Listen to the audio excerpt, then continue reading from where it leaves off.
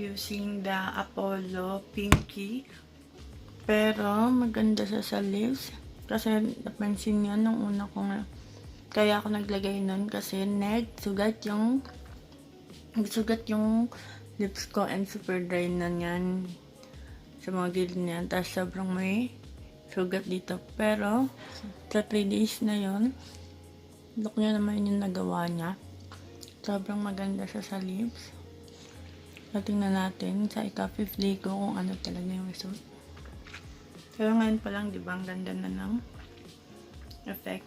Nawala yung dry, nawala yung mga spots dito na itim-itim na sobrang nagsugat kasi to dahil dun sa binili kong sila ng Maybelline.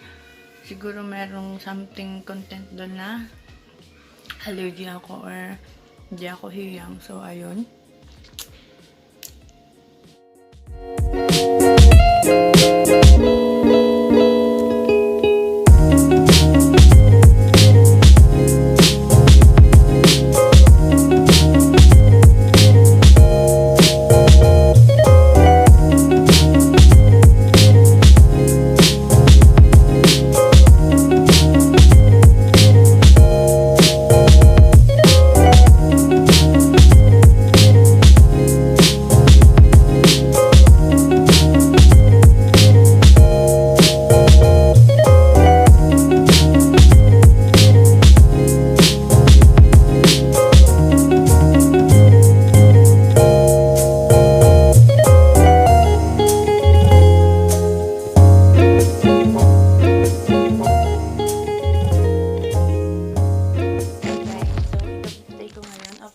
Apollo Pretty Pink. So, as you can see now, nagiging okay na yung lips ko. Pinky na siya. And then, nawala na yung mga sugat niya. Yung mga parts, dry skin, nawala na rin. And, as you can see, dito meron na lang parang naging peklat. Pero, tingnan natin kung maaalis pa yan. Tutuloy-tuloy ko lang yung gamit. Pero, my 5th day ngayon, kita niyo naman yung effect. Ang ganda. Parang natural na yung lip ko na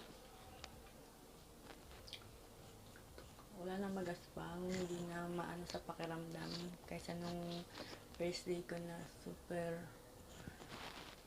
pangit talaga na ng lips ko. Natakot na ako noon. Ayan. So, 5th day ko siya ginamit and ito yung naging result niya. Naalis yung pagsusugat, yung pagtutubig, naalis din yung mga dry skin, tsaka naalis din yung pangangati niya. Ayun, naging okay ulit yung aking lips. Salamat.